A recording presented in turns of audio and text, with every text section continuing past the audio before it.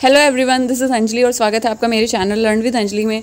इस वीडियो में हम डिस्कस करने वाले हैं बहुत ही इजी बट इम्पॉर्टेंट टॉपिक के बारे में, विच इज़ फ्यूल एफिशिएंसी। और ये काफ़ी ज़्यादा इंपॉर्टेंट है क्योंकि यहाँ से फ्यूल एफिशिएंट फ्यूल कौन सा है, या क्रोनोलॉजिकल ऑर्डर में अरेंज कीजिए, या फिर कैलोरीफिक वैल्यू बताइए, कुछ इस तरीके के क्वेश्चन पुट हो जाते हैं।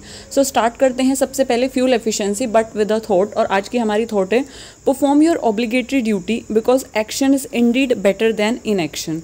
भगवत गीता में मेंशन किया गया है, भगवत गीता में भगवान श्री कृष्ण कहते हैं कि परफॉर्म योर ऑब्लिगेटरी ड्यूटी, जो काम, जो कार्य, जो कर्म करना है, बिकॉज कर्म ही विधि का विधान है। You have to do your duty, जो आपकी ड्यूटी है you have to just do that, क्योंकि एक्शन जो है इन एक्शन से बेटर है। ये आप जब भगवान श्री कृष्ण ने गीता ज्ञान दिया था तब अर्जुन से भी यही कहा था कि कर्म कर अर्जुन, क्योंकि कर्म ज़रूरी है, आगे क्या होगा कैसे होगा वो ज़्यादा ज़रूरी नहीं है, वो तो फिर हो जाएगा।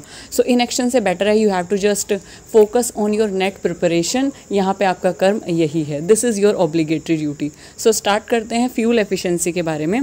और सबसे पहले हम जानते हैं कि फ्यूल क्या होता है। देखिए, फ्यूल इज़ समथिंग कि कोई ऐसा सब्सटेंस जिसको बर्न करने पे, यानी कि जिसको जलाने पे या जिसका कंबशन होने पे, कंबशन होता है कि कोई सब्सटेंस जब ऑक्सीजन के साथ रिएक्ट करता है और हीट एनर्जी प्रोवाइड करता है तो उसको कंबशन बोला जाता है। It is a chemical process, ठीक है। तो जब आप किसी सब्सटेंस को बर्न करते हैं, जब उसका कंबशन होता है तो कंबशन होने पर हीट एनर्जी हमें मिलती है, तो उस सब्सटेंस को बोला जाता है फ्यूल। सो हमारे पास जो है फ्यूल सॉलिड फॉर्म में भी हो सकता है, लिक्विड फॉर्म में भी हो सकता है, गैसियस फॉर्म में भी हो सकता है। If we talk about solid form of the fuel, that is कोयला यानी कोल, काउ डंग केक यानी डंग केक जिसे आप उपले बोलते हैं, जो कि आप पिक्चर में भी देख सकते हैं, उपले। So this is solid form of fuel. If we talk about liquid form of fuel, you can say that like petrol, diesel, kerosene या फिर mustard oil. So these are some fuel which are in liquid form. If we talk about gaseous form of fuel, so that is compressed natural gas यानी CNG, LPG यानी कि liquefied petroleum gas. So ये जो है हमारे पास fuel gaseous form में है, तो it can be like in 3 of the state. Now moving on to fuel efficiency.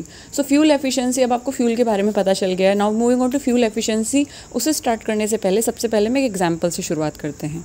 मान लीजिए कि आपको 1 लीटर पानी को गर्म करना है, क्वांटिटी सेम रहेगी, 1 लीटर रहेगा। हमें 3 सिचुएशन में उसको मैंने डिवाइड किया है। जैसे कि सपोज करो आपको 1 लीटर पानी को गर्म करना है। पहली सिचुएशन में आप उसे गर्म करेंगे लिक्विफाइड पेट्रोलियम गैस से, यानी कि आप लिक्विफाइड LPG को एज अ फ्यूल यूज़ करेंगे और 1 लीटर पानी को गर्म करेंगे।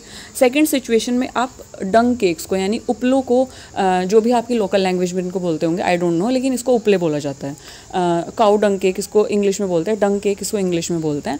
सो वहाँ से आप सेकेंड सिचुएशन में आप उस 1 लीटर पानी को गर्म करेंगे, टाइम स्पान सेम रहेगा, क्वांटिटी पानी की सेम रहेगी। थर्ड सिचुएशन में आप कोयले से उसको मतलब कोल को आप एज अ फ्यूल यूज़ करेंगे और तब आप पानी को गर्म करेंगे। सो तीनों सिचुएशंस में आप देखेंगे किस सिचुएशन में, क्योंकि टाइम देखो सेम रहा है ना, और क्वांटिटी वाटर की सेम है, 1 लीटर ही है, तो तीनों सिचुएशन में आप देखिए कि किस में ज़्यादा जल्दी पानी गर्म हो जा रहा है। अब आप इसे परफॉर्म करके देख सकते हैं, कोई बात नहीं, लेकिन मैं इसको बताती हूँ आगे।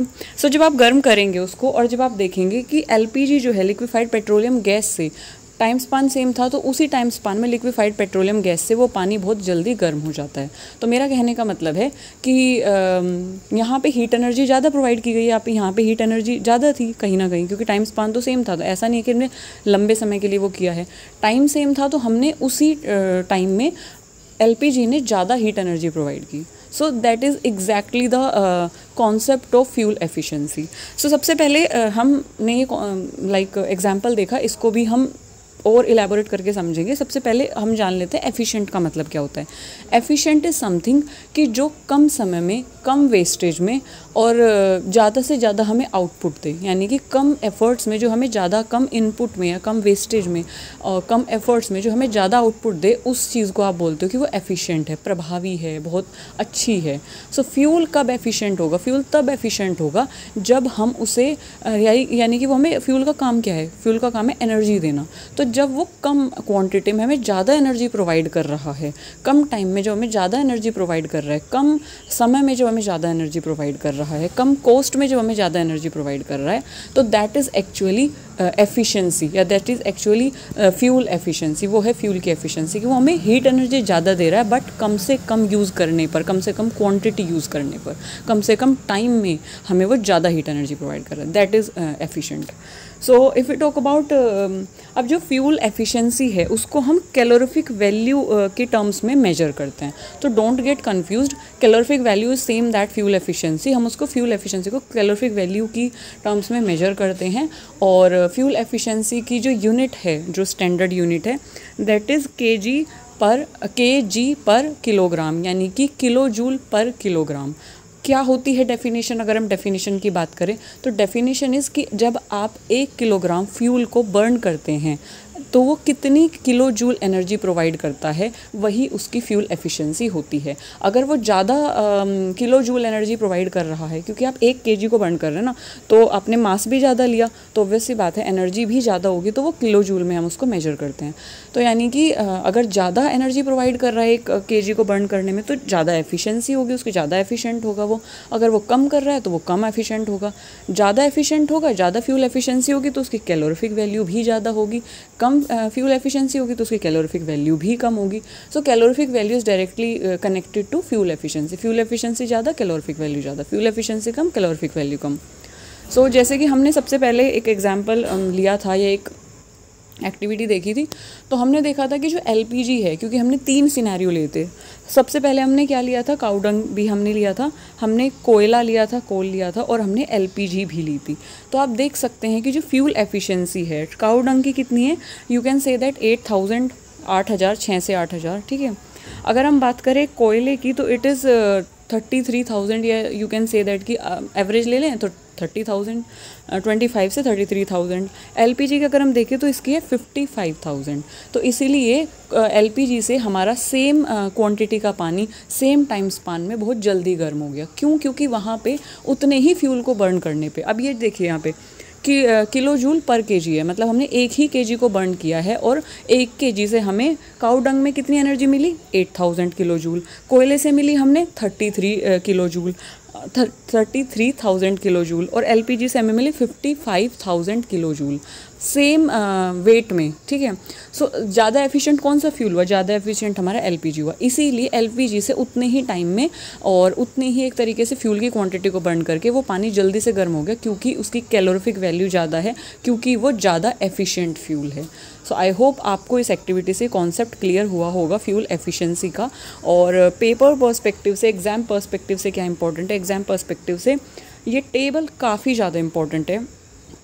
वहाँ पे आपको फ्यूल दे देते हैं और आपको you have to just put them in chronological order कि फ्यूल एफिशिएंसी को डिक्रीजिंग ऑर्डर में लिखिए कि सबसे ज़्यादा किसकी है, फिर कम, फिर कम, फिर कम, या आप उसको इंक्रीजिंग ऑर्डर में लिखिए कि सबसे कम किसकी है, फिर ज़्यादा किसकी है। इस तरीके से आपको उसे अरेंज करना होता है। तो इस तरीके से क्वेश्चन पुट कर लिए जाते हैं यहाँ से। बाकी ये नंबरिंग में तो मुश्किल ही वो देते हैं। इसमें से जो मेन आ जाता है वो आपका, या उसमें से आपको 4 ऑप्शंस दे देंगे और 4 में से आपको बोल देते हैं सबसे ज़्यादा एफिशिएंट फ्यूल कौन सा है, सबसे ज़्यादा फ्यूल एफिशिएंसी किसकी है। अच्छा, अगर ये डायरेक्ट क्वेश्चन भी नहीं आता तो भी आपके लिए बेनिफिशियल है कॉन्सेप्ट, बिकॉज जब आपके पास असर्शन रीजन आते हैं या आपके पास ऑप्शन एलिमिनेशन का कुछ आता है तो आपको कॉन्सेप्ट्स अगर क्लियर होंगे तो आप आसानी से एलिमिनेट कर सकते हो। कई बारी क्या, क्योंकि जो बायोफ्यूल एक टॉपिक है वहाँ से ये क्वेश्चन काफ़ी ज़्यादा पुट होते हैं।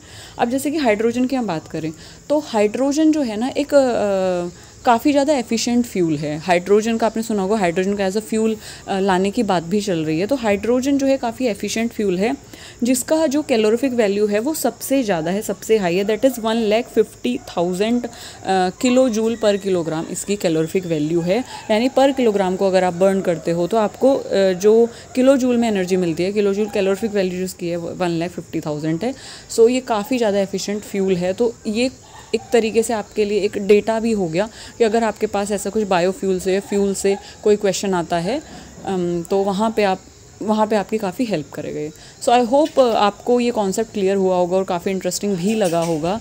सो नेक्स्ट वीडियो में हम किसी अलग कॉन्सेप्ट के बारे में बात करेंगे जो कि इतना ही ईजी, इतना ही इम्पोर्टेंट और इतना ही मज़ेदार होगा। तब तक के लिए stay healthy, stay happy and bye bye.